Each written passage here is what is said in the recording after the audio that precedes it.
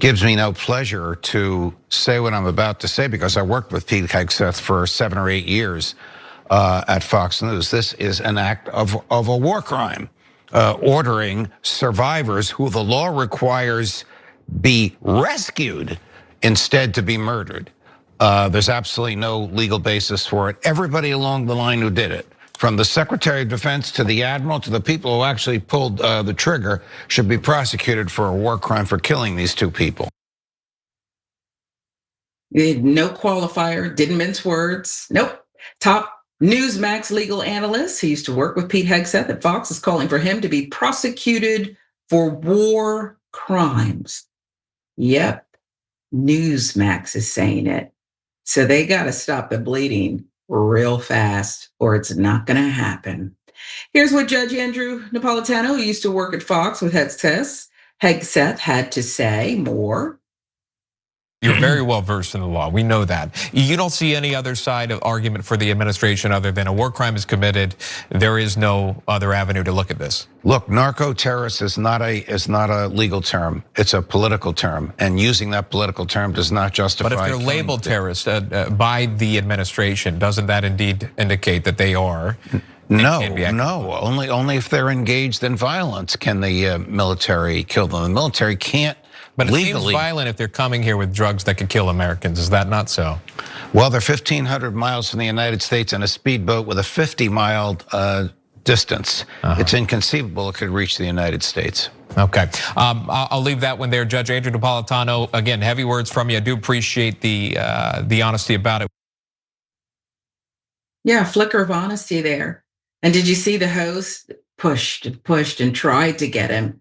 Don't do this, Judge. The judge said it and did it anyway. War crimes, unequivocal in his statements there. Yes, what say you?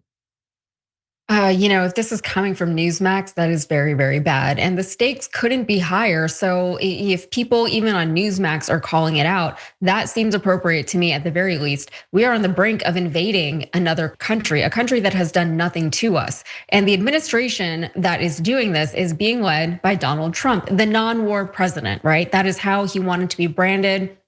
He was coveting a Nobel Peace Prize so hard, saying, I'm not the war president, I'm the president who solves all the war. I fix all the war, I end all the wars, right? This is a president who ran on a campaign of minimizing foreign intervention and involvement, and the American people voted for him because he said, I'm the America First presidential candidate. I'm the one who's going to focus on you guys, on this country, and we're gonna stop giving all of our money to whoever is taking our money overseas. And already the Trump administration has gotten a lot of flack for still continuing to give so much money to Israel, right? And he's getting a lot of flack for that, not just obviously with the Democrats, but also with the Republicans who are saying, you are Israel first, not America first. We have a lot of Republican Congress people who are also getting a lot of flack for their involvement with Israel for that specific reason, saying, why are we giving them so much money? Now we're realizing that, what some of us might have called from the get-go, that what Trump meant when he said that we're gonna stop being involved with foreign governments, what he really meant was that we're just gonna cut off American aid to all these people around the world who depend on American aid, for life-saving drugs and just for their livelihoods, to stay alive, basically. So he cut off those people who are likely going to die because that aid is being cut off if other aid doesn't come in to replace it. But instead, he is, as far as foreign intervention, like invading other countries, that's not what he meant when he said that he was gonna stop, he's gonna be more American first. But he still has to rebrand himself, right? He has to brand it as, me invading Venezuela is actually America first, because they're the ones sending all the drugs to our country. So they just make things up. And even if the evidence contradicts it, that evidence, unfortunately, never really makes it to the voters who continue to vote for people like Donald Trump. Yeah, there's a few of them. I do feel like some people are getting wise. I don't know what MTG's end game was. Hey, let me just go make money. I'm out. Who cares? So she went out with a bang. She's getting the right advice. You kind of maybe saw it coming. But you are so right about what's going on here. It's almost like destabilize and then invade. You got Jared Kushner over there doing something with Russian leaders. And it's really probably signing contracts for the Trump family and he and Ivanka's future. And it's sick.